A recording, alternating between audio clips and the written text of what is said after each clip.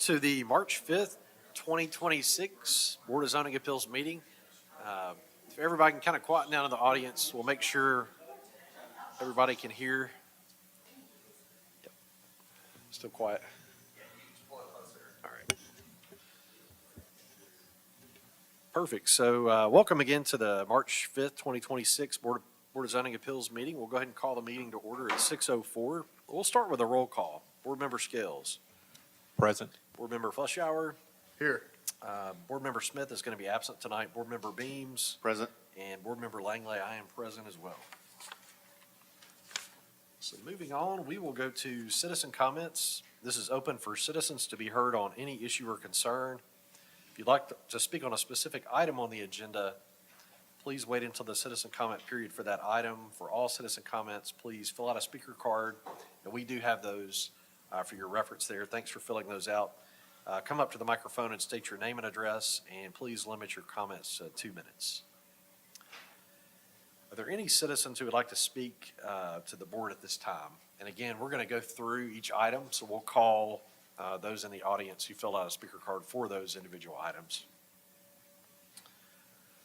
All right, seeing none, we will move on to the minutes. Consideration of approval of the January 8th, 2026 meeting minutes. Is there a motion? Motion to approve. Motion for approval made by Board Member Fleschauer. Is there a second? I second. Second by Board Member Beams. All in favor say aye. Aye. All right, anyone opposed? All right, minutes are approved. Staff announcements. Yes, I do have one this time. A reminder, I know there was some confusion about training. Our upcoming training is April 1st. It will be from 8:30 to 2 p.m. in the police community room. You should have received an invite, an Outlook invite from Amy Sue.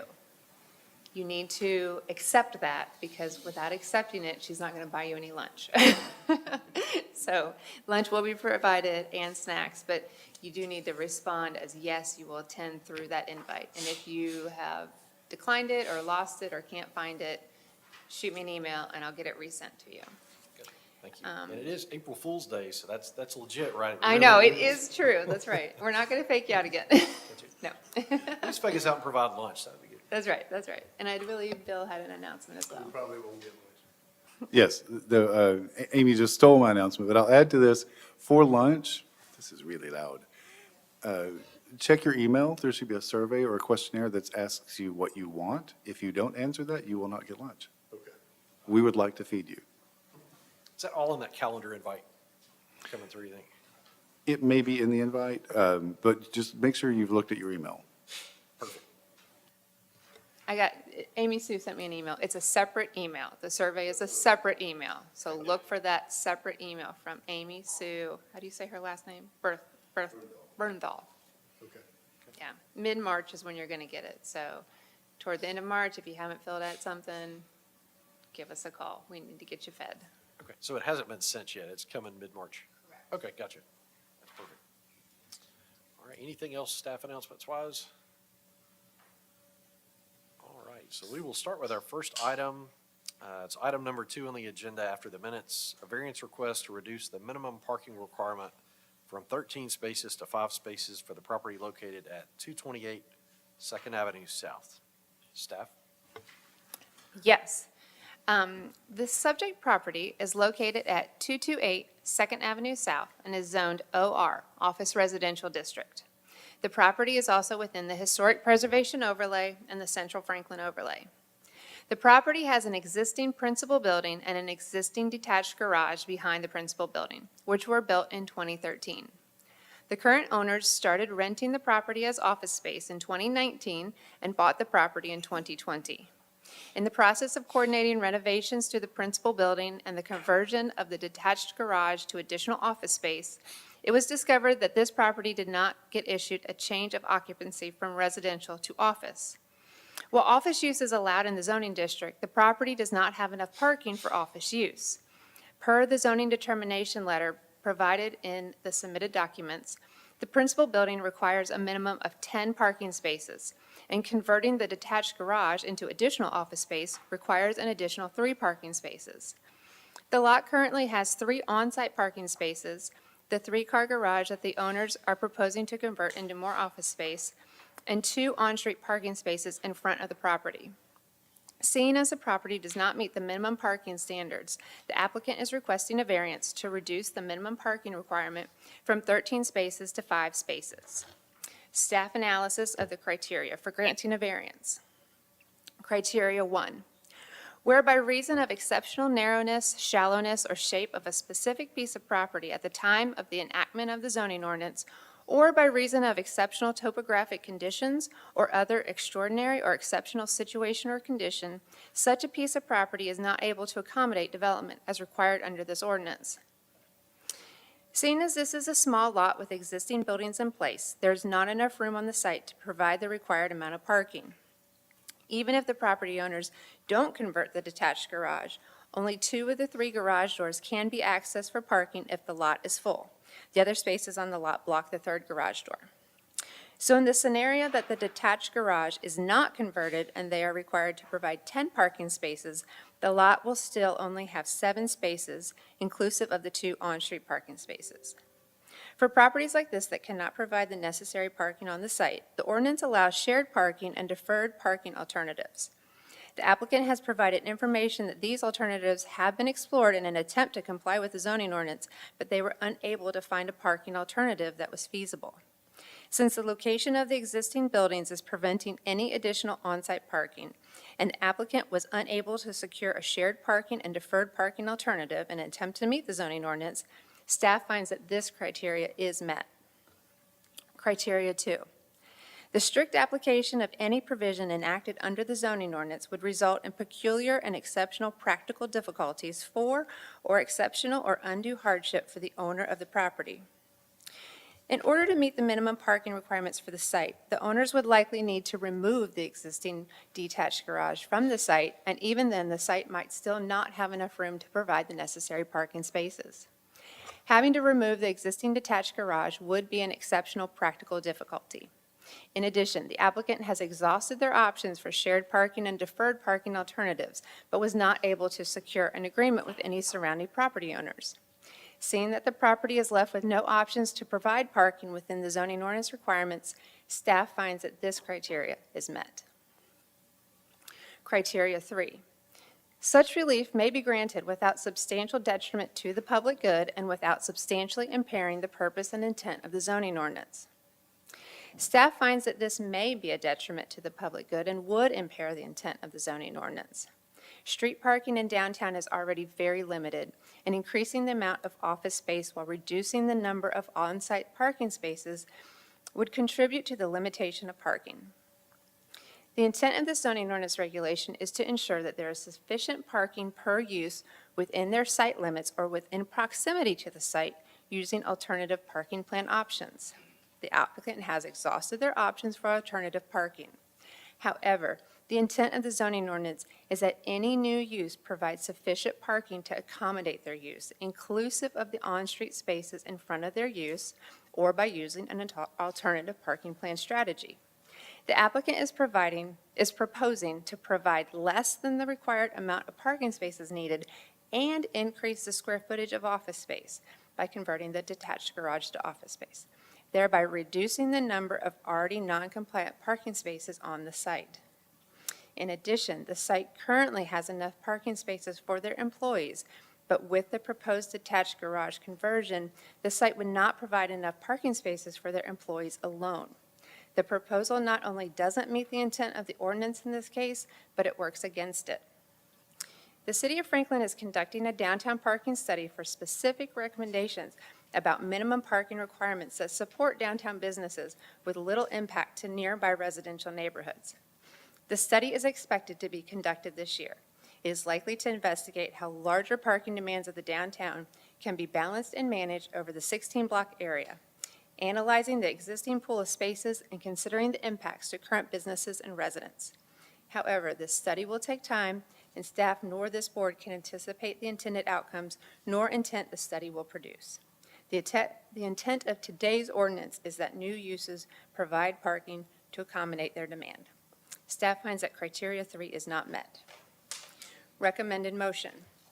Staff recommends that the Board of Zoning Appeals move to deny the variance request to reduce the minimum parking requirement from 13 spaces to 5 spaces for the property located at 228 Second Avenue South because the criteria for granting a variance have not been met. Thank you, staff. All right, is the applicant present for this item? If you'd like to step forward for us, and then I've seen the package you put together. It's a great job there. If you could just walk us through that and add any additional comments you may have that staff hasn't addressed. Oh, there we go. Okay. Well, I have some additional comments and then happy to take any questions. Is that fine? Okay. So I would just say thank you, first of all, for considering, this variance. And what I would like to do is highlight kind of our actual usage so that it shows that our intention is to be within the spirit of, the zoning ordinance on parking, including our actual usage on, and also our proven track record. We've been at the property since 2019 and have demonstrated that we're working with the neighbors and trying to be conscientious of that. That our 4 spaces on the property, not including the garage, does, keep our staff on the property. Just so you guys know, Porter's Call, the organization that owns the building, I'm the co-executive director of that organization, is a nonprofit. We've been in downtown Franklin for 25 years. This is our 4th office in downtown Franklin. This is the one we bought in 2020, as she indicated.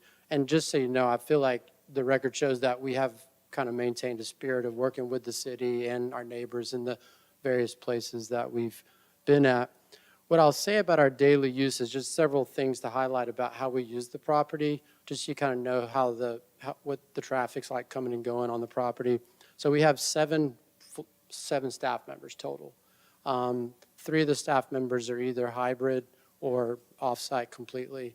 So 4 staff members are in the property. I personally live a mile from the property and oftentimes drive my bike or walk, so I alleviate one of those 4 spaces in the back. Just so you know about our daily traffic, the comings and goings of the business, what we do is we provide care and support to touring artists and their spouses. So at any given time, either in the AM block from 9 to noon or the PM block from, say, 1 to 3:30, we may have in addition to our 4 staff, we might have 2, 3 clients in the building, and they're in there for an hour and 10 minutes, and then they leave. And then another person comes and takes that spot, and then they leave. We always direct our folks, if the street is full, to look at one of the garages before they park on the street. Our hours of operation, like I said, our first client shows up at 9, they leave at 3:30. We're done. I mean, it's a pretty light touch in terms of the actual time that we're there. We are closed on the weekends. We only have half the staff there on Fridays. We're closed at all the bank holidays, and we're closed the last 2 weeks of the year. So again, it's not a huge presence in the neighborhood. And so we don't have a lot of peak usage like that. Probably in the event of, like, say, a peak usage time, there might be, say, 3 cars on the street for the clients that are coming in, plus our staff there in the back parked on site. And then we actually have a piece of property. There's some green space in the back of the property adjacent to the parking lot that's actually there now, the driveway. It's about anywhere from 8 to 10 feet. And we've talked with our architect about taking that in so we can add additional space back there. I think it would add probably another space on the property, and we'd be happy to do that. And ultimately, we're just trying to figure out how to remedy the problem and work with the city in any way we can. Okay, thank you. Yeah. We may have questions for you kind of once we do public comments, Okay. but I'll be we'll right here. definitely. Can I also speak? I'm the applicant, Kate Reynolds, of Arkansas. Yep, go ahead, absolutely. Kate Reynolds with TKC Architecture. Chad did a good job kind of giving their background and how they are in the neighborhood. I just wanted to add a few things. They've been there for 7 years at that property, and they haven't had any neighbors' complaints with the city. I have a letter here that I can pass out from their next door neighbor saying how they're a good neighbor. And then I also have Just today, every hour, then I looked at the availability of the parking garages. And so for the Second Avenue parking garage, the worst hour was at 10 o'clock. They had 72 available spaces. So even worst-case scenario, during their working hours, the parking garage a block away had 72 available spaces. So it seems like that block has a lot of properties that are kind of in similar situations where they don't have the proper parking. And we didn't even know that was an issue. He contacted me a year ago to look at renovating one of their spaces. And we came to the city kind of early on to get feedback. And they asked, has this been changed over from residential to commercial?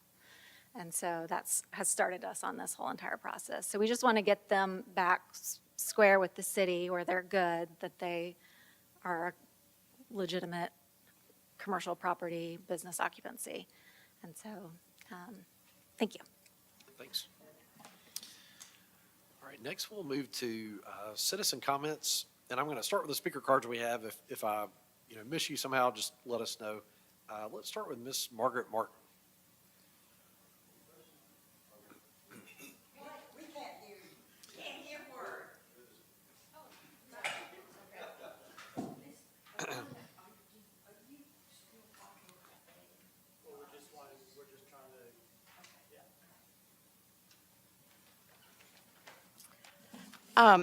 I'm Margaret Martin. I was on the board for a long time. I've been in my house on 3rd Avenue for 60 years, and I just want to tell you that we feel that our neighborhood is very fragile.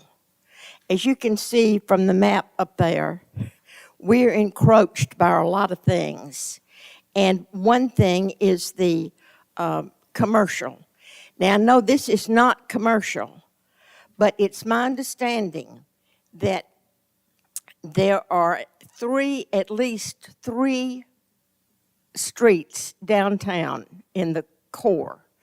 Bridge Street, Church Street, and 2nd Avenue, at least 2nd Avenue South, which is the block you see there. Could you just tell me what the red is?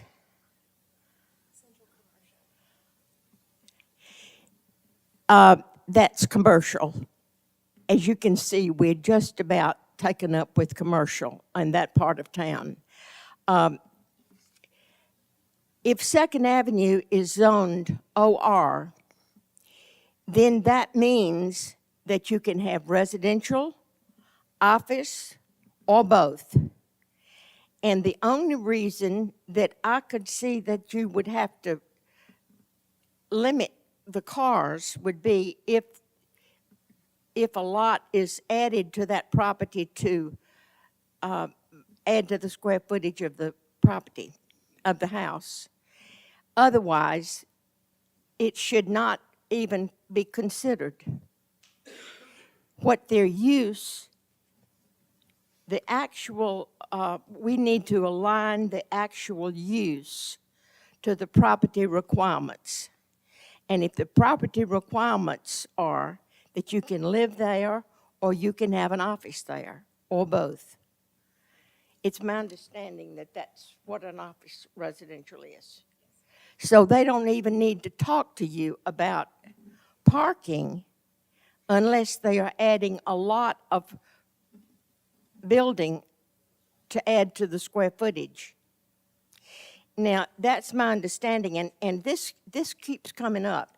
It came up right before I left the board on the property right across from, I think where that line is, that was zoned a commercial without my vote, because that was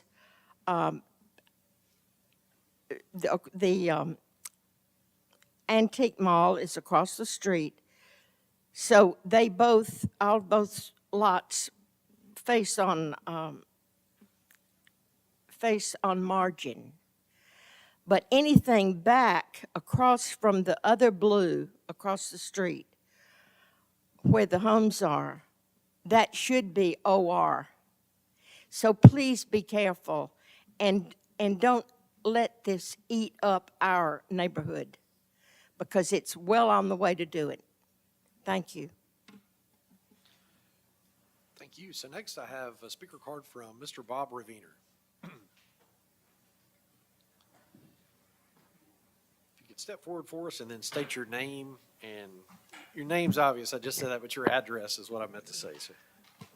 So I'm Bob Ravener, live on Third Avenue, downtown Franklin, past president of the Downtown Neighborhood Association, and also prospective member of this upcoming parking study. I speak as an individual tonight and a neighbor, and I would add that Chad and the neighbors are trying to do the right thing and do a good thing. But we all know that parking downtown is a huge challenge, evidenced by Second Avenue South, which I'm just one block over, and many other places.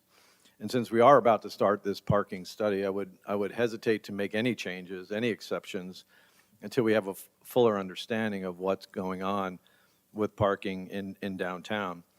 And my reservations about this has nothing to do with the particular business in question.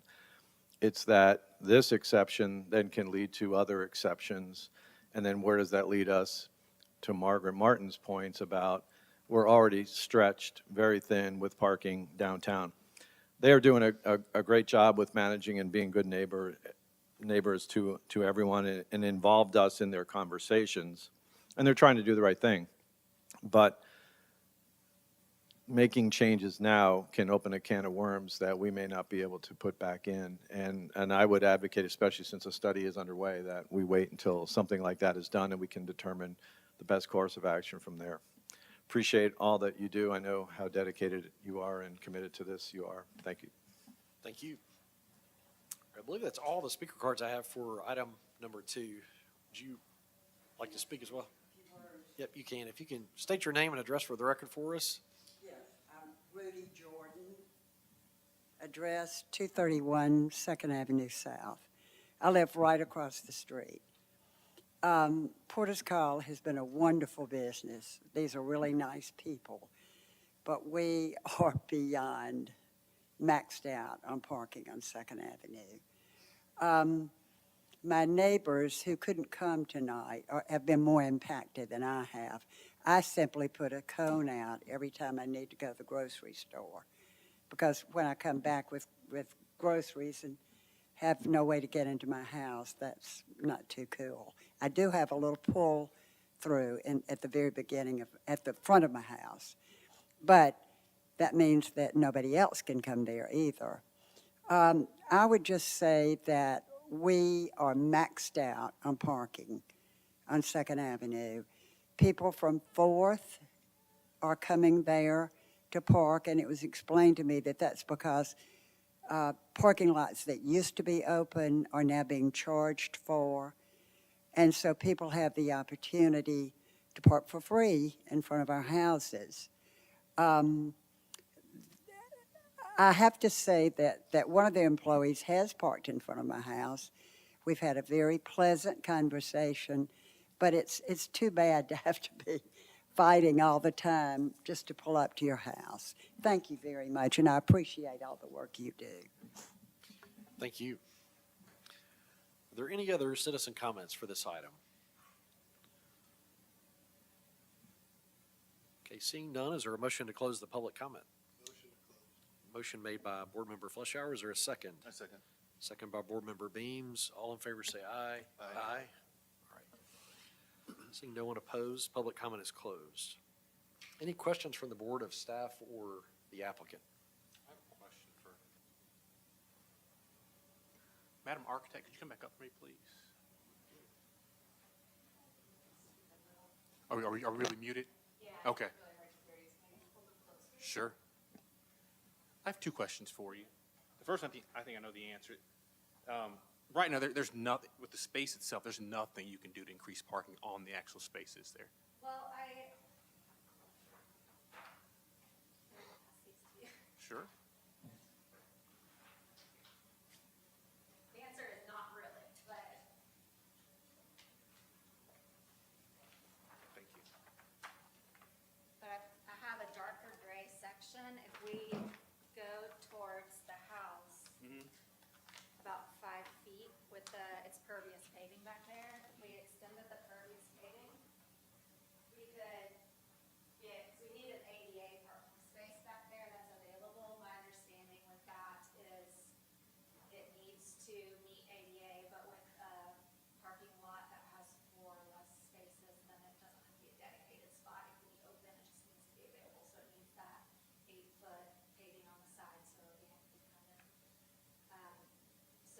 do that paving, then we can get an additional space back there.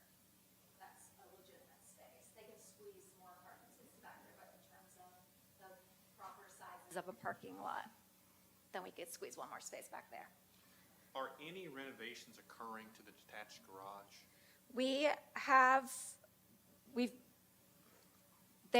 It's a nonprofit, and so they have to fundraise, and so they're not sure if they want to go through it, but the reason why they contacted me a year ago was they were considering doing this, and they wanted to start getting prices and look at it. We've gone through historic zoning and gotten approved for those changes, and along with putting a handicap ramp in and other changes needed to get the business occupancy. So on the exterior, we've gone through all that. Whether they will go through with it, I'm not sure.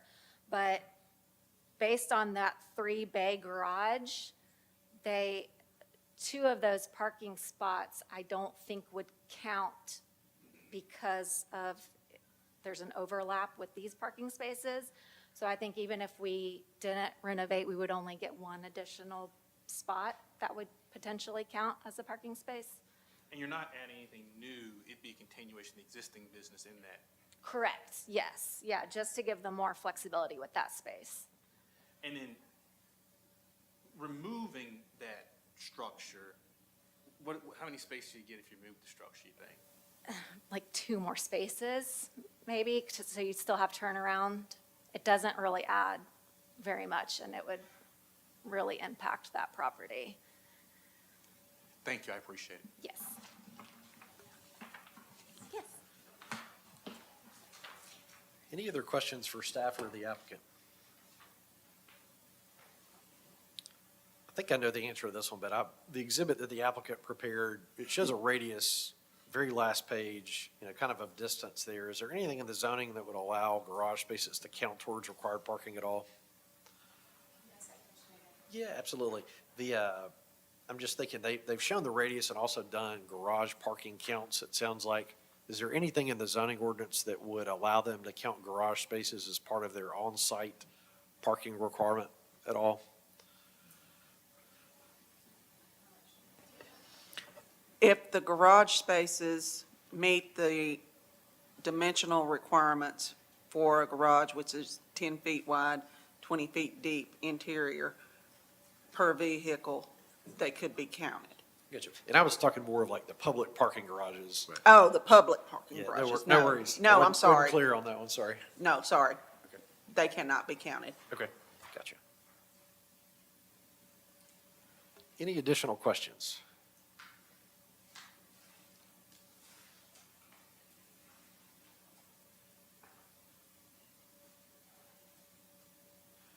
All right, I'm ready to entertain a motion if a board member's ready. Okay.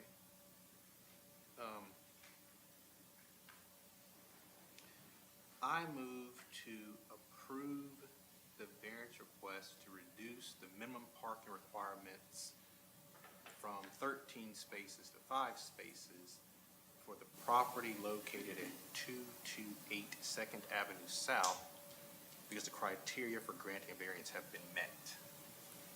Okay, motion for approval of the variance has been made by Board Member Scales. Is there a second? I second that.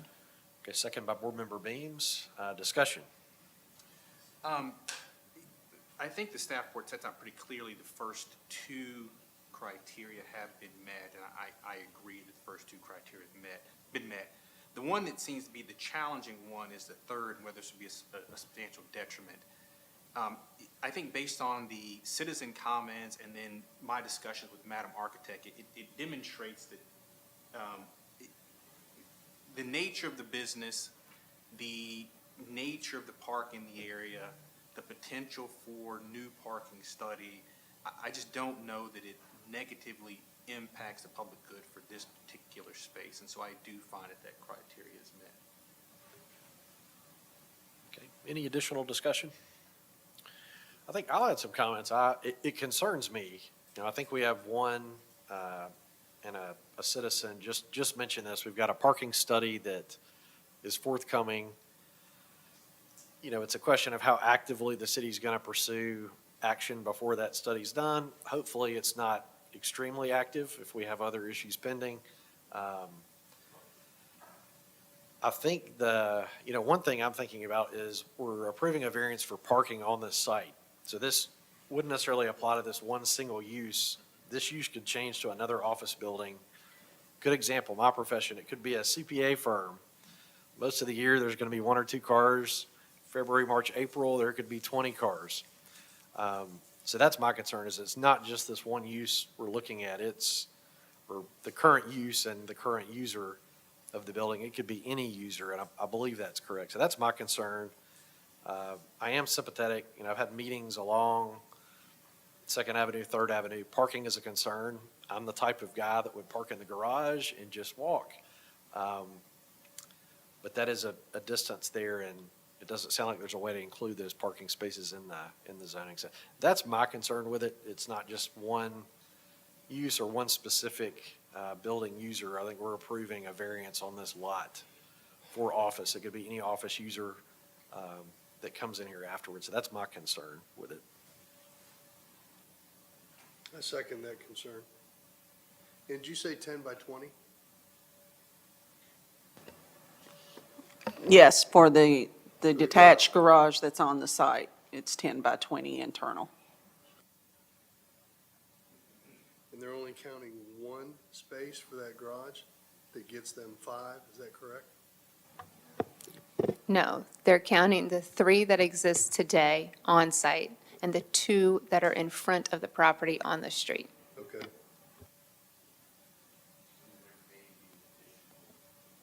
Right.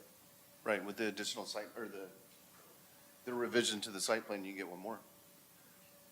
Reach about 6.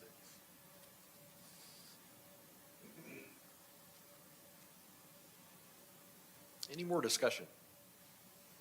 Could you create an open space and get one diagonally on the way in?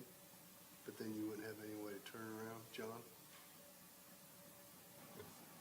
I would hesitate to factor I in know. I design agree. I criteria just agree. I'm because just- there's other factors like Yeah. LSA and permeable coverage that we would have to take into consideration. It's Right. not just where to fit it in. Right.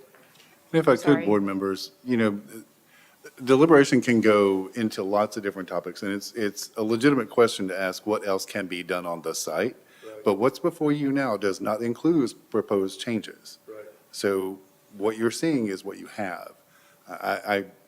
I would urge some caution when thinking in terms of they could do this or they could do that, so let's grant or deny a variance. Right. And the variance would, am I correct that the variance would follow along with the land? So I would travel in perpetuity? Is that right, Shannon?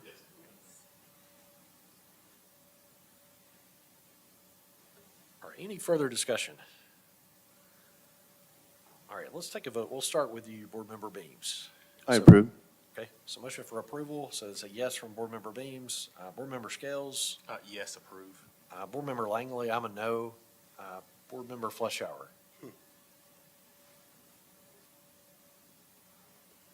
I'm a no for that simple fact that it could change.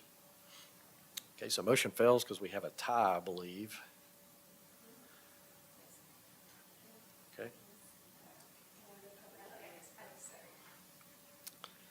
Is there a motion for something else? Can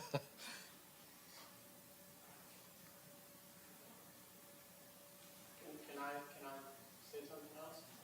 We closed the public comment, so I'm sorry.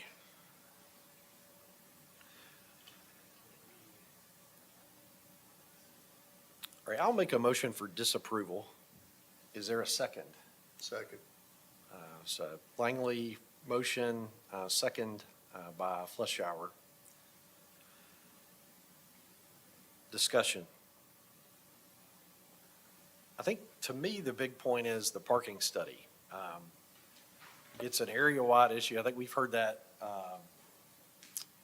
Ms. Margaret Martin mentioned that, the applicant as well on the parking study. Again, I feel like it's not just this one lot. It's an area-wide issue. I think if we did take action on the variance, it is premature. I think a citizen said that a few minutes ago. That's kind of my position on it. That's why I'm more swung towards denial. I mean, I think We Just have a, wait and vi- see what happens. yeah, we do have a vibrant downtown. I don't think we, at least me personally, I don't want to see us quell that, but we do need to kind of figure out parking locations and impacts, garages. The downtown will not get smaller. We've got more construction coming on lots downtown, so.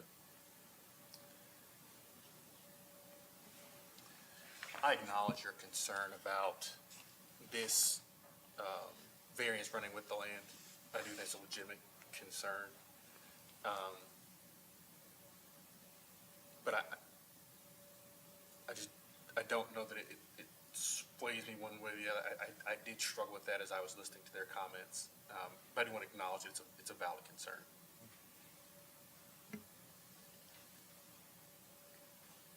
Any additional comments?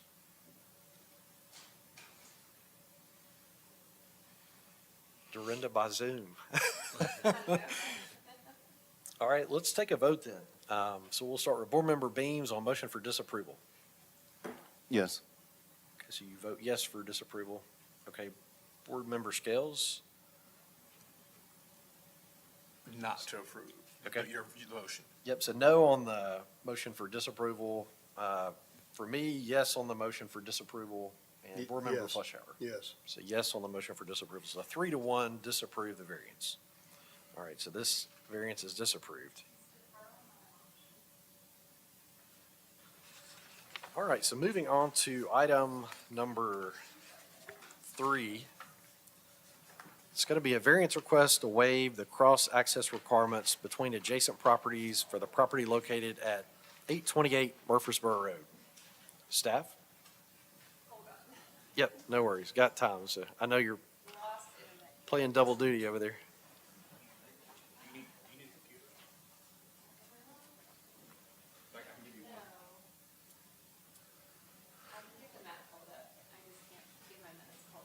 We've got time. Yeah, We'll take a breath. We're moving on anyway, so.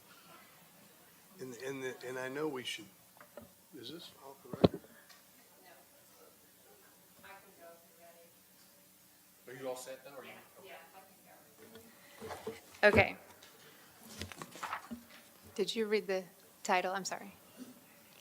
I did read the title, so whenever you're ready. Okay, thank you. Yeah, absolutely. All right. The subject property is located at 828 Murfreesboro Road and is zoned CI, Civic Institutional District. There is an existing church building on the property, and the church is currently working on an expansion project. The church received approval of their final plat in 2024 and their most recent site plan revisions in February 2026 for the expansion project. As part of the approvals, the church is required by the zoning ordinance to provide cross-access from its site to the intersection of Pershing Drive and an alley located along the shared property line between the church and the adjacent residential subdivision. In the midst of their expansion project, communication with the neighboring residential subdivision has resulted in legal consultations between the properties regarding the church's 25-foot private landscape easement along its western property line. The landscape easement originated from a city zoning requirement from an earlier site plan for the church property. This zoning standard required that a 25-foot landscaped incompatible use buffer be placed along the church's western property line abutting the residential subdivision. The easement itself is a private easement, not commonly reviewed by the city. The city allows streets and driveways to perpendicularly cross incompatible use buffers. However, the neighboring subdivision is not in agreement with the church's plans to alter the landscape easement to allow the required cross-access connection to Pershing. For this reason, the applicant is requesting a variance to waive the cross-access easement requirement. Staff analysis of the criteria. Criteria 1, where by reason of exceptional narrowness, shallowness, or shape of a specific piece of property at the time of enactment of the zoning ordinance, or by reason of exceptional topographic conditions or other extraordinary and exceptional situation or condition, such a piece of property is not able to accommodate development as required under this ordinance. There's not a physical condition of the property that would not allow a cross-access connection to Pershing. The site plan and cross-access easement on the final plat show that the connection can be made at this location. Section 1.1.10 of the zoning ordinance states the following, quote, This ordinance is not intended to modify, revoke, or repeal any easement, covenant, or other private agreement. However, where the regulations of this ordinance are more restrictive, the requirements of this ordinance shall be controlling. The city does not enforce the provisions of easements, covenants, or agreements between private or third parties." End quote. So while the easement may be a hindrance, the city does not enforce provisions of private easements, and the requirements of the ordinance are controlling. So therefore, staff finds that this criteria is not met. Criteria 2. The strict application of any provision enacted under the zoning ordinance would result in peculiar and exceptional practical difficulties for or exceptional or undue hardship for the owner of the property. The cross-access connection is provided on the approved site plan and final plat and is shown to be feasible. Dissolving or altering the church's private easement document is a private matter and is expected in order to meet the requirements of the zoning ordinance. However, given that the neighboring subdivision appears to be a signatory on the landscape easement and is in disagreement with the cross-access requirement, there is a potential hardship or practical difficulty for the church in altering the recorded landscape easement. Staff finds that this criteria is met. It should be noted, currently with approved plans and plats, the city normally reviews landscape easements and buffers with the submittal and the recording of final plats, rather than through private documents or agreements, to avoid these conflicts. This item should be a rare case. Criteria 3. Such relief may be granted without substantial detriment to the public good and without substantially impairing the purpose and intent of the zoning ordinance. Staff finds that granting this variance would not be a detriment to the public good and would not impair the intent of the zoning ordinance. One of the benefits to the public in having cross-access connection points is for traffic flow. This connection would only connect to the neighboring subdivision where the property owners have expressed that they do not want additional traffic from the neighboring properties driving through. There's already a connection that the neighboring subdivision, to that neighboring subdivision at Welsh Lane, and it has been gated off as an emergency-only connection. The other benefit, and one of the primary intentions of this zoning ordinance regulation, is for emergency access.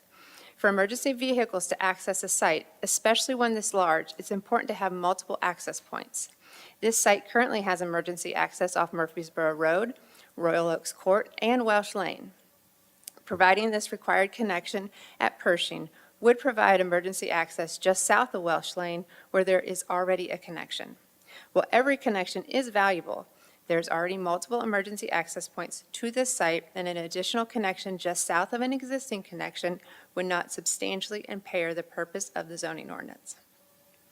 In addition, the applicant has proposed extending the pavement to the edge of the private easement, which is an effort to meet the intent of the ordinance and achieve the most minimal deviation possible from this zoning ordinance requirement. Therefore, staff finds that this criteria is met. Recommended motion.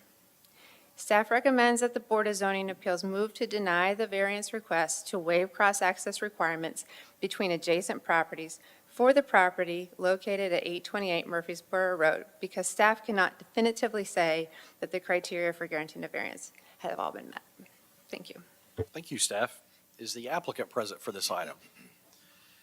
If you could step forward for us and state your name for the record and then add any additional comments.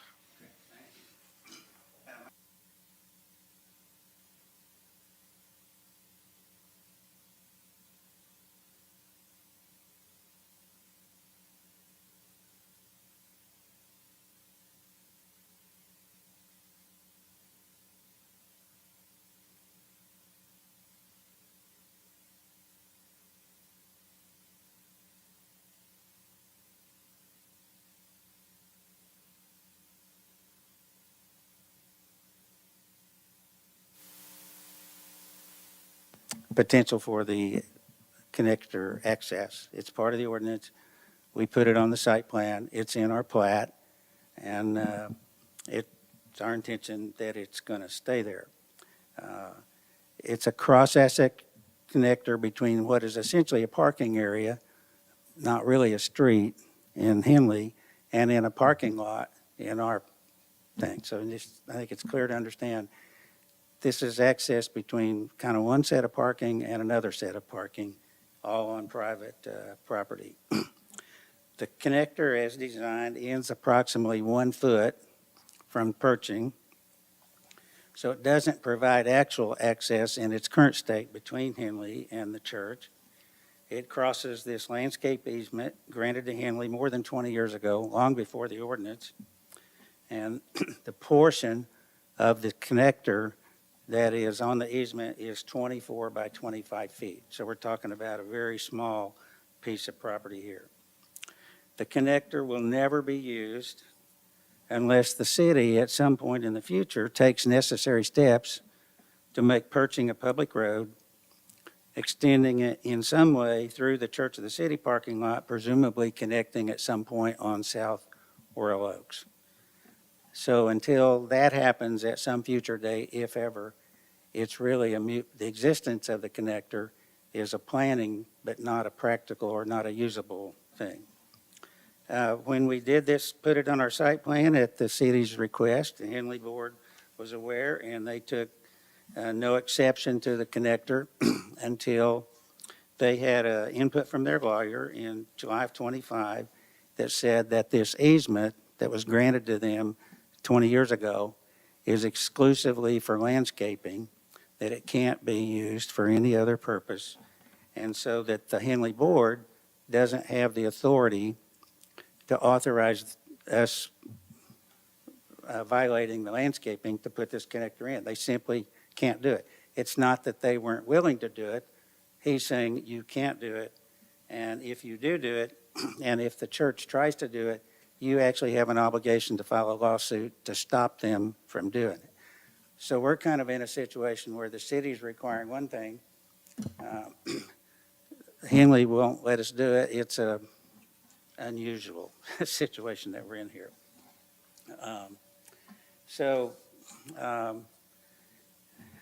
He said we had to take that. In the variance request, I want to make sure it's clear. We're not asking to eliminate this cross-access requirement. We're not trying to do anything that is contrary to the intent of the ordinance or do anything that would preclude the city in the future, if at some time they actually felt for the good of the city, we actually need to do this in some way, that nothing we're doing today would preclude this. We're simply asking that we take that small portion of the connector that's on the easement and defer paving it, not pave it at this time. It would stay on the site plan, stay on the plat, and fully remaining there, and the city's intent of the ordinance would be satisfied and the city's rights protected. Of the three criteria required to grant the waiver, the staff, as Amy has just said number 2 and 3 is satisfied, but not number 1, and she read number 1, so I'm not going to go through it. But we believe it satisfies number 3 as well, for several reasons. Number 1, we're not asking to delete the connector, only defer paving of it, only defer paving of a portion of it. The city is not relinquishing any right or any intention of the ordinance in the future action. And then the language in the ordinance that she read states that the ordinance is not intended to actually revoke easements and so on. And she went through that and read where it says if the requirements of the city shall be controlling, and the wording on that, I think, was where the regulations of this ordinance are more restrictive, the requirements of the ordinance shall be controlling. Our legal advice in Henley's is that the wording of where the regulations of the ordinance are more restrictive is kind of open to interpretation. It doesn't actually give any guidance on when they're more restrictive, when they're not more restrictive. And so we feel like they should be open to interpretation based on circumstances and other things. It's our position that this waiver does fit under number 3, under the other extraordinary and exceptional situation or condition part, and that we are sufficiently satisfied. We are not asking the city to enforce the easement or take any action. I think another point of this is, in addition to satisfying criteria 1, we're asking you to approve this because it is the best common sense solution to this problem. The only other options are legal steps or resubmitting the entire project as a plan development both of which would require months of time and attention of staff, planning commission, public hearings, all the Board of Aldermen, all to take a point of not paving a little 25-foot piece of property. And we feel like that's a pretty significant reason that it makes sense to submit this. Our project, we're proud of it. It's only 4 months from conclusion. It is intended to expand our ministry to care for foster families and children, single moms, the mental health crisis, adoptive and special needs families, and support for 43 missional partners such as One Generation Away, Brightstone, the Refuge Center, and GraceWorks, as well as initiate a new state program called the Human Flourishing Project, all serving the Franklin community and more than the church. I do want to express our appreciation to the planning and engineering departments. This is a massive project. It's a $50 million project, 50,000 square feet of housing, of buildings, 40 acres affected. And we feel really good that we've got to this point, and this is only the second time we've had to come ask for a variance. The first one was very much, was approved a couple years ago, and was very much to the benefit of the city because it allowed us to completely redo that ugly north parking lot and turn it into something that's beautiful. And you can also thank the planning department for the new ingress egress on Highway 96, which if you ever drive on Murfreesboro Road on Sunday morning, you've noticed it's a lot easier to get through there now, and we're grateful for that. We are respectfully and humbly asking the board to approve what is really a minimum possible deviation to standard to resolve this minimal issue. It's really more like a deferral of the standard than it is a deviation, since the city's intents and rights are fully protected by this action. No one other than Henley or the Church of the City is impacted in any way by your decision. So I'm happy to answer any questions. So that's our request. There was a lot of information sent you. I think you got a letter from the Henley lawyer. Our application, Amy has read their analysis of it. And basically, we pretty much agree with everything everybody said except for that one little thing in section 1 there. Thank you. Mhm.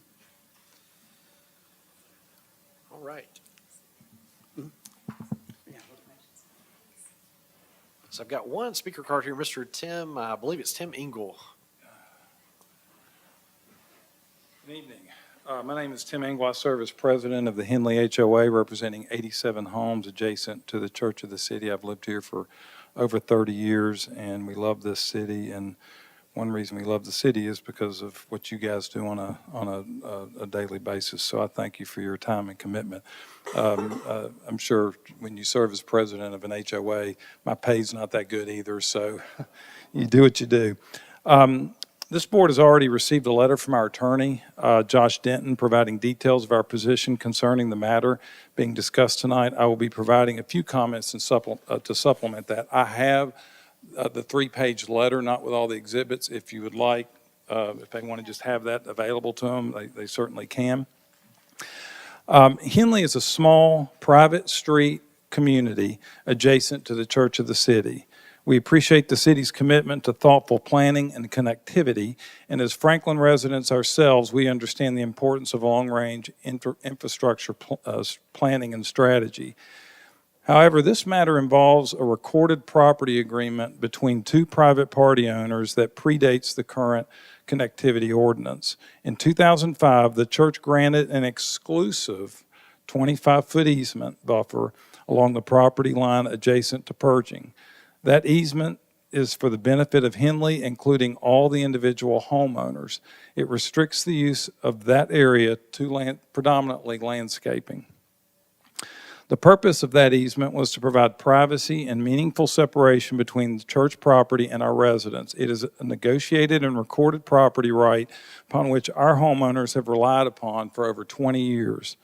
It is also important to note that this 2005 agreement was executed before the city adopted its connectivity ordinance. The easement reflects a settled understanding between private party private property owners that existed prior to the policy framework.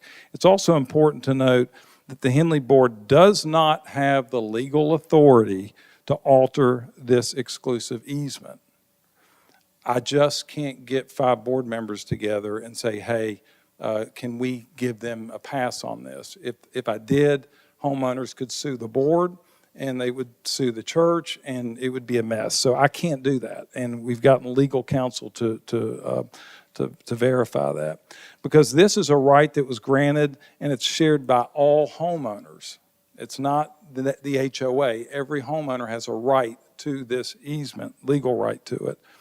Henley fully supports the Church of the City's request before you this evening. We believe their request represents a reasonable path forward that respects the city's broader planning objectives and the established property rights of the adjacent residents. I would add that with the green property being developed by Toll Brothers, now on my other side, we have worked with Toll Brothers and with the city to allow access into to allow connectivity to Pershing and Welsh. So this small 87-home community is going to have 4 access points into our community. Now, they will all be gated until you guys choose to take over our streets. But my point is, we can get access for safety reasons in 4 different access points. So we have been trying to work with the city to make this a reality. We respectfully ask the board to take action that recognizes, respects, and honors the integrity of the recorded easement and the expectations that were created by it. Thank you for your time and consideration. Thank you. Are there any other citizen comments on this item? Any other citizen comments on this item? So I think our mics are quiet. I feel like I'm screaming, but all right, seeing none, is there a motion to close the public comment? A motion to close the public comment. Motion made by Board Member Beans. Is there a second? Second. Second by Board Member Scales. All in favor say aye. Aye. All right. Questions from the Board of Staff or the applicant? I think one, just to clarify, so Pershing, I see this in the application, that's a private street, or all the streets private in Henley? Yes. Okay. So is Pershing, I remember going through there years and years ago, there was a connector with a gate that the fire department were the only ones that had a way to get in and out of there. That is at Welsh, at the top of the Is that screen. Welch? Mhm. Okay. Yes. So now what the church is requesting is to have another one midway down. The city is requiring a connection midway down at Pershing. And Henley is not, And the city is a requirement of the city that they make that connection. They are asking for that connection to be waived. So Is that they actual don't have to do it. Is that actual construction of that connection? They're asking to waive the connection so that it doesn't need to be constructed. Would the city require that to be constructed, though, as part of the site plan? Yes, yes, we do. and he had made a comment about not paving it.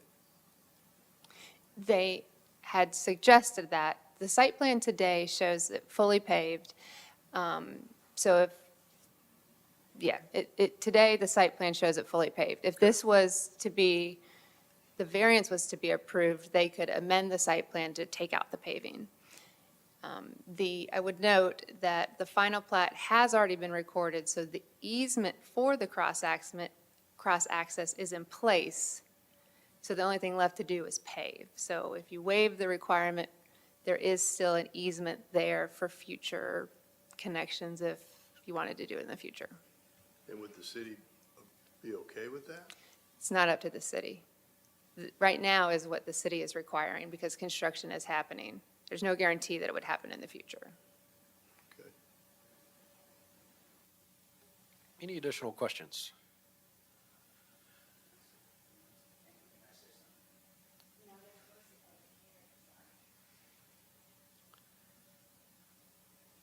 I think my main thing is just making sure that we know what we're looking at. There's a lot of different pieces to this. Everybody pretty clear on what we're, okay. All right, I'm ready to entertain a motion. I've got one question. Yeah. So will it be similar to the other connector where, on Welsh, where it's gonna be closed off? So that would be up to the Henley subdivision, the requirement is that it's a public cross-access on the Church of the City's property. Because Henley roads are private, that's where they are allowed to put up gates because it's their road. So the city can't force the connection once it gets to them. We ask for it because ideally, long-term, we want to make sure that connections are made available when streets are extended to property lines. If they ever came in and asked for their roads to be turned into public streets, we would want those connections. So this is just the best practices, that we ask for these connections wherever the roads are. Thank you. Is there a motion? Wait a minute. The subdivision on the other side, Yes. we're gonna have connectors going into those as well from the cross streets. Yes. Are that- those gonna connect, or are those gonna be gated as well? So that subdivision was again required to extend their public streets to the property line where the private streets were connecting today. Again, what Mr. Engel explained is that Henley has agreed to put gates up on their side of the property line so that even though the streets connect, there'll be a gate there so the access can't happen except for emergency services. Okay, so Henley's not gonna get flooded with traffic? Henley is not going to get flooded, no, because they have private streets and they can put up gates. And if we were to give this, there would still be a gate? So if you were to grant the variance, they would not have to build the connection. There would be the easement that's already in place, but they wouldn't have to build the pavement. If you deny the variance, they do have to build the pavement. But it would be gated? That's up to them. That's not for the city to determine. That's for That's for Henley Henley to to do. decide if they want a gate. Okay. Okay, is there a motion?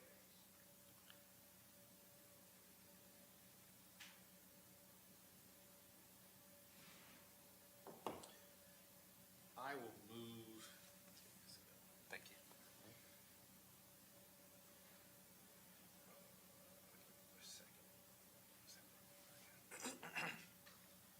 Okay.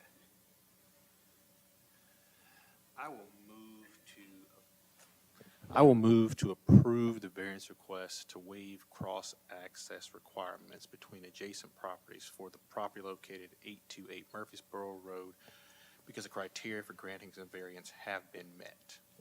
Okay, motion for approval of the variance by Board Member Scales. Is there a second? I approve. Second by Board Member Beams. All right, let's go one by one, or discussion, I guess. We'll open it for discussion. Sure. The staff report already speaks to item, or to criteria 2 and 3, so I'll speak just to item 1. I will note that we're permitted to grant variances based on exceptional circumstances or conditions. I think this presents a unique circumstance and condition. There, you have on the one hand, the neighborhood's being told by legal counsel that they just cannot allow this to happen. On the other hand, you have this site plan that's asking something to happen. And I think we are the most reasonable option to resolve that friction I agree with that. in a way that allows both parties to move forward in the best way. And so for that reason, I think the first criteria has been met. I agree with that. Couldn't have said that better myself. I think it's a unique situation. We were provided with the attorney's letter. I quickly skimmed that. I'm a fast reader, and that was the point in that letter. Totally agree with that. I think that criteria is met. So I think we're still staying within the bounds of the criteria the board's looking at to grant a variance. Any additional discussion? I've got one discussion point. It wasn't until I reread the citizen comment letter, the second one, for the second time, and I was driving over here and drove by the property and thought about it, where they go on to say that I'm going to be using this at least once a day. So that inclined me to think, are they going to gate it? They have the other access point up at the top, Welsh.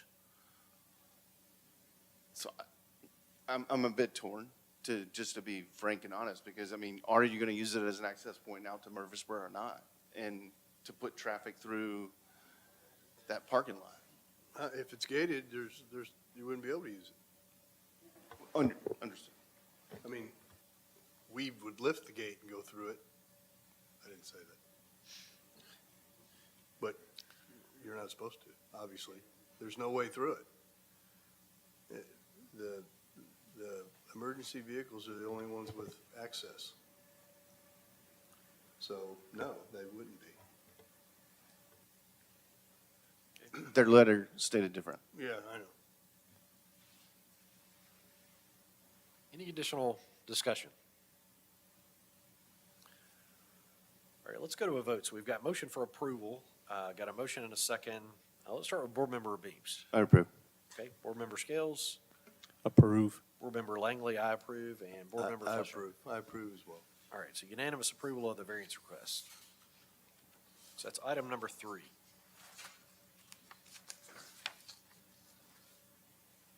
Next is item number 4. It is a variance request to allow parking in front of a proposed principal building with urban frontage for the property located at 553 and 557 Franklin Road.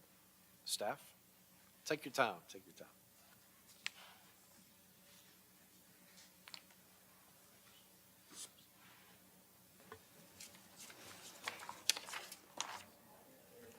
Okay, item number 4. The subject property is located at 553 and 557 Franklin Road and is zoned PD Planned District and within the 500-foot buffer of hillside overlay. This request is associated with the 555 Franklin Road PUD subdivision development plan. In 2022, the project received approval of a variance request for parking to either side of the building, and the site plan was then approved with parking to the sides. A revision to the site plan associated with this development is currently under review, with the main building being changed as shown in the submitted documents. The site plan revision that is currently under review does not include additional parking in the front of the building, except for parallel parking, which is allowed, thereby complying with the requirements of urban frontage. However, the applicant is requesting to allow parking in front of the proposed principal building that is not parallel along the internal drive. If the variance was approved, the applicant would submit a site plan amendment to add the parking in front of the building. Staff analysis for the criteria. I've already read them twice. I'm not going to read them. Okay, thanks. I'll just go to my analysis. Criteria 1. While the property is sloped, there is plenty of resident parking to the sides of the building and parallel parking close to the entrance in front. The previously approved site plan had more units and less parallel parking spaces in front of the building and no rows of parking in the front, which shows that the building can be designed in a way that keeps parking to the sides of the building and provides parallel parking spaces for visitors and potential residents in front. In addition, the site plan revision that is currently being reviewed meets the zoning ordinance parking standards, showing that the property is able to accommodate development as required under this ordinance. Staff finds that this criteria is not met. Criteria 2. The previously approved site plan had more units and less parallel parking spaces in front of the building and no rows of parking in the front. This indicates that the site plan can be designed in a way that keeps parking to the sides of the building and provides parallel parking spaces for visitors and potential residents in front. Whether the units were relocated or the entrances provided were moved, it seems that the redesign of the building has caused this hardship. The way the site plan has been redesigned is causing a self-imposed hardship. Staff finds that this criteria is not met. Criteria 3. The design of this site would not be a detriment to the public good, but would impair the intent of the zoning ordinance. The zoning ordinance introduced the requirements for frontage starting with the 2019 zoning ordinance update as a direct response to the adoption of Envision Franklin in 2017. Two of the core guiding principles are exceptional design and vibrant neighborhoods.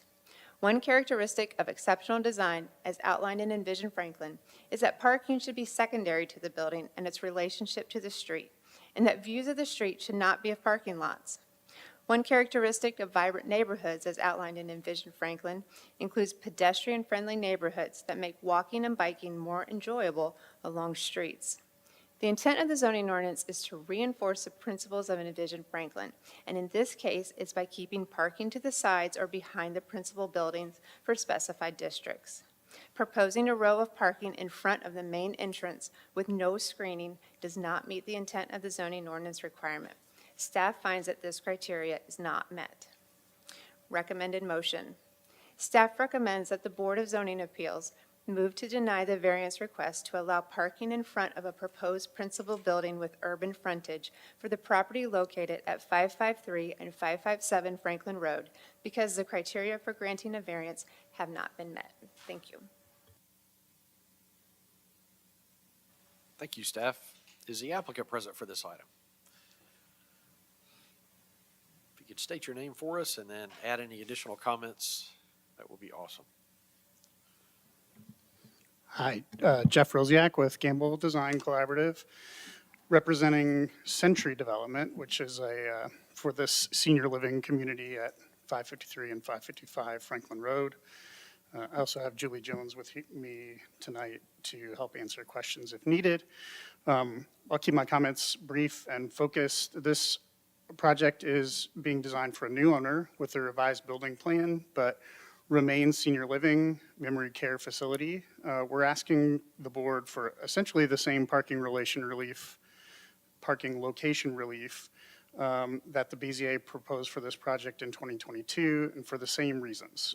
Those reasons are still real, unavoidable, tied directly to the safety and mobility of the primary users of this facility, which are senior residents, their guests, caregivers, and prospective future residents. In 2022, the board granted approval to allow the application of the landscape frontage to this development. The project is still considered multifamily use, which requires the urban frontage, which pushes parking behind the building. Landscape frontage was granted at that time specifically to allow parking to the side of the building and provide much closer and more convenient parking to the front door. That approval recognized the reality of the property, which is that it sits at the base of a protected hillside with significant grade change from back to front and strict limitations on disturbance. That condition has not changed. The topography still drops toward Franklin Road, and the development envelope remains constrained by the hilltop and hillside overlay. Similar to the prior plan, the building is designed to step down with the land to minimize disturbance and avoid excessive retaining walls. The proposed use also has not changed, remains a continuum of care facility with independent living, assisted living, and memory care integrated in one building for security and convenient shared access to amenities and care. For this user population, the question of where we place entrance area parking is not merely a design preference or an aesthetic debate. It's a day-to-day safety and accessibility need. Today's request is to allow 6 head-in perpendicular spaces to the opposite side of this little kind of appendage of the building, the northern wing of the building. This remains consistent with the variance that was previously granted. The building facade has been designed to provide relief and variation from views along Franklin Road, and these spaces are located to the opposite side of that primary building facade. These spaces are no closer to Franklin Road than the spaces to the southern side of this appendage of the building, which are more than 150 feet away from Franklin Road. These spaces provide critical benefit that the board has already recognized, which are safe and convenient arrival for mobility impaired users and better emergency access and staging. So the request tonight is rooted in the same fundamental premise as before. This is a unique site with unique topography, serving a user group with unique mobility and safety needs. The variance supports safe, dignified, convenient access to the front door, both for today's residents and for prospective seniors and families evaluating this community. The variance is also consistent and fair, given that the board previously found these hardships legitimate for this property, for this senior living use. We're not introducing a new concept or a new justification. We're simply asking the board to apply the same logic to the potential site plan revision because of safety, mobility, and the practical constraints remain the same. Appreciate your time and your consideration for the needs of Franklin senior residents. Just happy to answer any questions. I'll ask one question before you sit down, just to make sure we get this covered. On page 2 of the justification letter, just making sure, what we're looking at there is the parking, it's those six spaces you mentioned, and then the 2 parallels. Is that kind of what the whole crux of all this is? That's correct. Yep, That's the parking between the frontage and the building? that's right. Okay, thanks. Is that the same location that we had approved before? Did you go S- from the north or the south? So if you look at page 1 of that same letter that Jonathan was just mentioning, you can see that on the opposite side, so on the bottom right image, on the opposite side, so the north side of that wing of the building that extends, that's where the previous parking to the side of the building was approved. We're now asking for parking to the south side of that wing of the building in the drop-off courtyard. And again, same distance, actually slightly more from Franklin Road, over 150 feet from Franklin Road. I got a question. So if I look at the proposed site plan revision and then the diagram labeled proposed entrance, they don't match.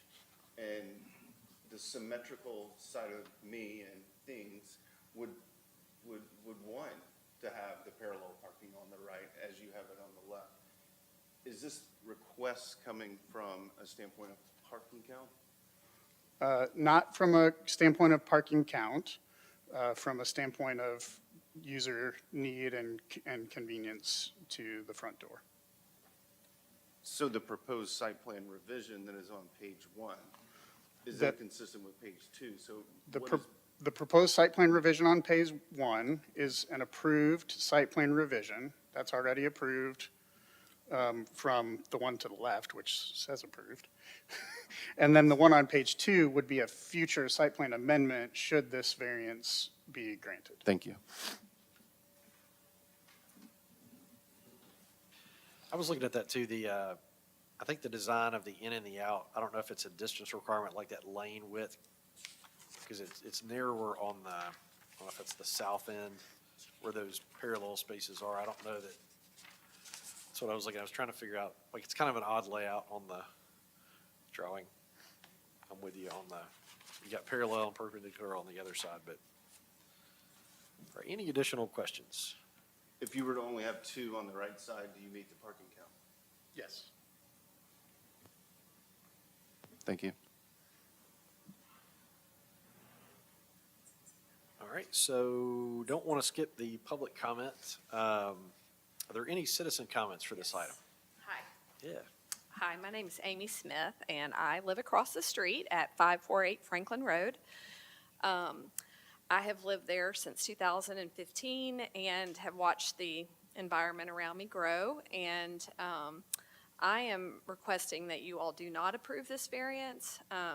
There's significant flooding in this area in Dry Branch Creek that runs through my yard in the front of my property. And because this road has not been widened at this particular location, it ends at the end of Gateway Village. I have grave concerns about any addition, well, first of all, any parking at all and the management of the water that's going to be coming off that grade of that hillside. If you notice down the street, there is actually a church that they built a retaining area for water because of the amount of flooding that comes under the pipe that runs into the creek into my yard. I sent photographs of the flooding, and I'm happy to show you all that. So, I mean, I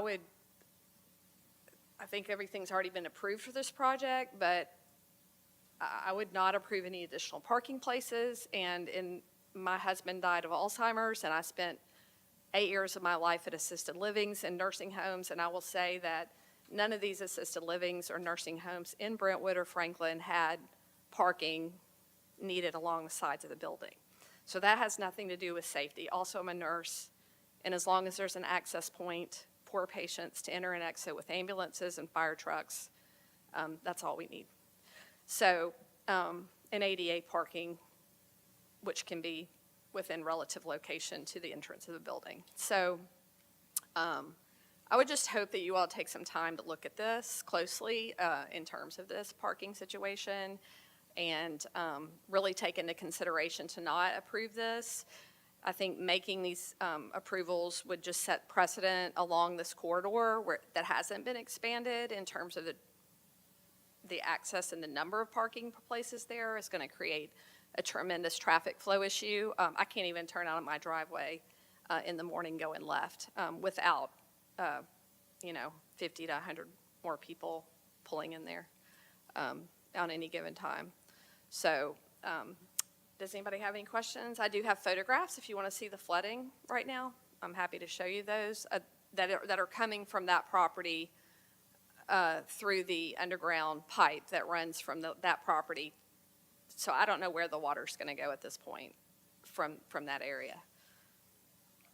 Yep, does staff have access to those photos? Did y'all get a copy of those? Okay. I emailed them, but I have them, so I can send them to you all. And Dry Branch Creek is a protected creek, and with Franklin Road being a state road, I have really significant problems, actually. And there's an assisted living Karen Bridge on the corner within an eighth of a mile from my house right now. But they have Morris Lane, which is a 5-lane, it's a 3-lane road with a turning lane. There is no turning lane there. There is nowhere for that water to go. I would not add any more parking places to that particular building that's been approved. And I would definitely take into consideration the topography and maybe even the potential for a retaining pond, just like the church. Thank you for your comments. Thank you.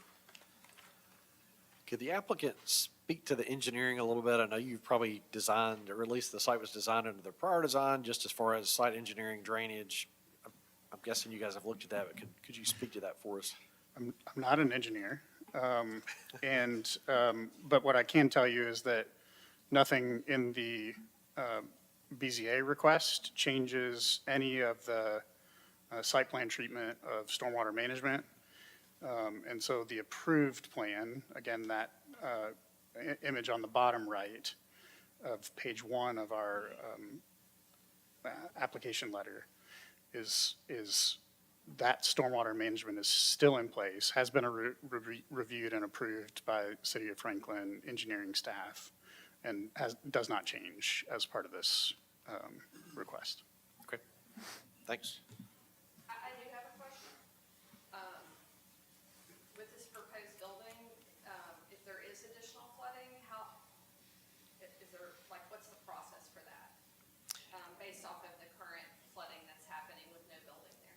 It would be a question for the city engineer, I believe. So the board's not necessarily looking at detailed flooding here. I think we are probably looking at the parking. There could be impacts, so that's one reason I asked that question.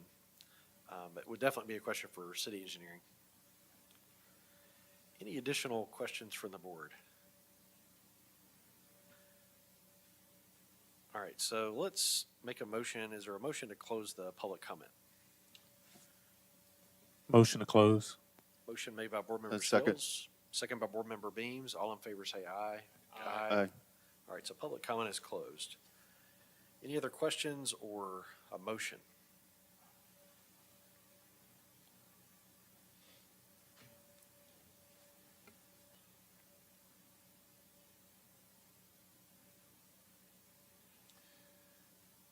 I move to deny the variance request to allow parking in front of proposed principal building with urban frontage for the property located at 553 and 557 Franklin Road, because the criteria for granting a variance have not been met.